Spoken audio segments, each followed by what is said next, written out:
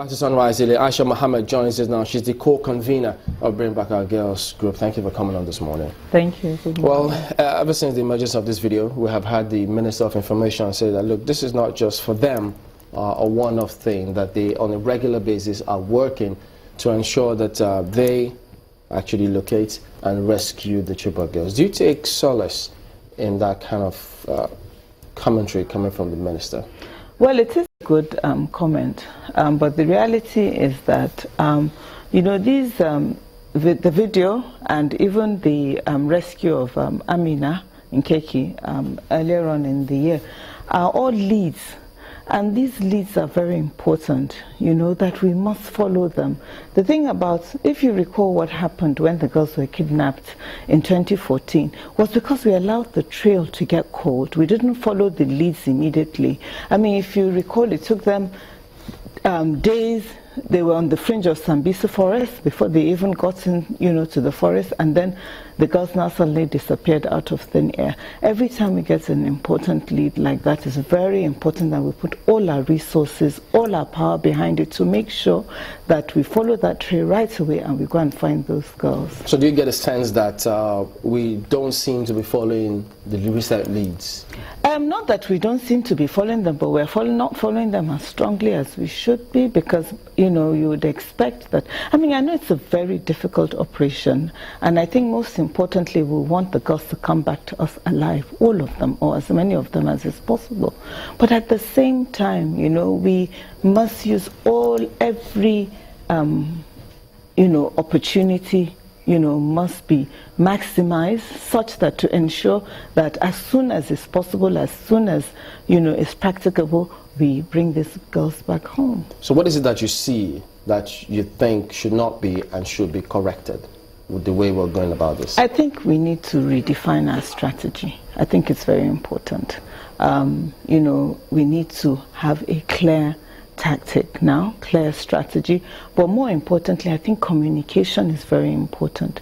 The sense sometimes we get, rightly or wrongly, is that all the different organizations or all the different operations don't seem as coordinated. At least that's the impression we get, as they ought to be. Now, that's very important. It may just be a perception, but perception also is important. There should be enough communication, and even within the different arms of the military, within the army, the military and civil society, within the various groups that are affected, there must be strong and clear coordination and communication. You know, there are those who argue that the society has put a target on the back of the Chibok girls. Yes. By putting them out there so that they made them now the bargaining chip for the terrorists. Do you agree with that? You see, it's a catch-22 situation. We've heard that many times before. So the other side of the argument is that the girls get abducted and we keep quiet. Do you understand? Because if what is being suggested is that because there was so much of an outcry, you know, and so the girls have now become a prize. But the other option would have been no outcry. Do you understand? It's difficult to tell exactly whether there would have been a prize either way. But my view is that we cannot have a situation where over 200 plus girls are still missing and there's no outcry, you know. And we cannot control sometimes how insurgents, how terrorists behave. All we can do is do what we know is our own responsibility. And our responsibility is to make sure that any girl, any child, any woman, anybody that is abducted is found and rescued and brought back to us. That's important. Would you agree with the exchange, the swap of the Chibok girls for the terrorists that have been arrested?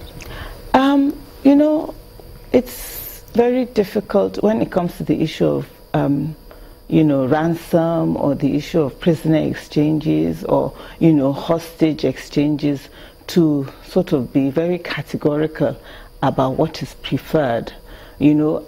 But we have to rely on those who are who have the responsibility for rescuing those girls to make the right choices and the right decision.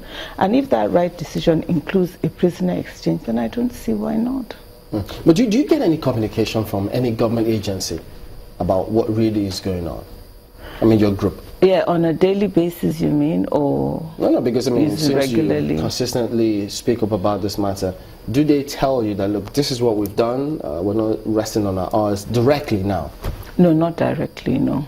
So we get the same communication that everybody else in the public gets. You've gone to government and I think several times. You've consistently called on them, so no direct communication from any government agency? Not separate, but if we have asked for information, we have gotten it. So, but the important thing is that there needs to be more information out there. I'll give you an example now. Yesterday, I was speaking to quite a few of the parents in Chibok, and they're really not aware of what's going on. Now, yes, there probably is a responsibility to protect them to a certain extent, because if you've seen that video, especially the last part of it is quite gruesome, it's very disturbing.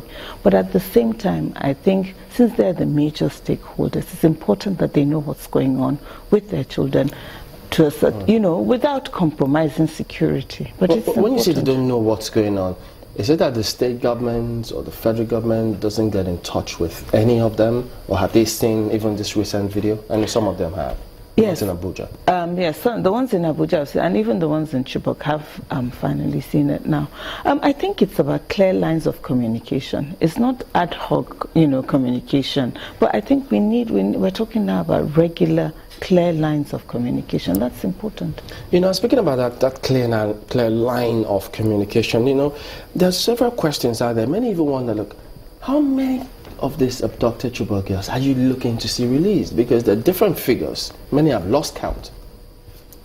No, well, we have a count. There are 218 girls still out there that have been, you know, that are still in the hands of the insurgents. So definitely we know the numbers. So what do you think about the comments coming from in that video where it was said that about 40 of them have been married off, that the military did strike some of them in some of those hits? What do you think of all of those? You still expect 200 and something? It's disturbing, and we have no way of being sure. But if we can go by what we think we know, when Amina was found, that's Amina in Keke, remember the girl who was found earlier in the year, she had mentioned that a few girls had been lost in the as a result of the airstrikes, but the numbers were really small. I think she was talking about 3, and she talked about a total number of 6 girls, you know, being lost. But that's what she said. Now, you have to also understand that the purpose of this video is to frighten us, is to make us afraid. Of course, it also is to make us aware, you know, of you know, the fact that the girls are still alive and the danger they're in. But there's also an element of, you know, to further terrorize us. So I don't know if we can be really sure of the statistics. It's difficult to tell. Okay, the video this new video and what Amina said when she came forth, I know you've had private conversations with her. What other information was it that she gave that could help the authorities in their search? She's had quite a lot of time being debriefed. So the statements that were taken from her as a result of her being debriefed are not statements that have been made public. So, you know, I'm not even in a position to talk about them. So if you were going to advise the military now what to do in getting these girls back, what would you say to them? You talked about re-strategizing. Yes. In what way? I think it's, you know, we need, I mean, I know that they are the experts, so I can only give my opinion. But I think that it's important that there's a sense of cohesiveness, you know, and they are not only working with the military themselves, but also the local communities. You know, they're working with, I know that they have very strong community network in some of those areas. That's really important. They have if you look at the video, the insurgents talked about lines of communication, that they wanted to deal only with certain people. Now that's important, that's very, very important for us to focus on and realize and understand that if that's the way in which they want to communicate, then we need to try and communicate with them in those ways as well. But is it wrong? Because I've heard some people think look, when you this. talk about Oh, okay. Makwa likes to get a question. Go ahead, Makwa.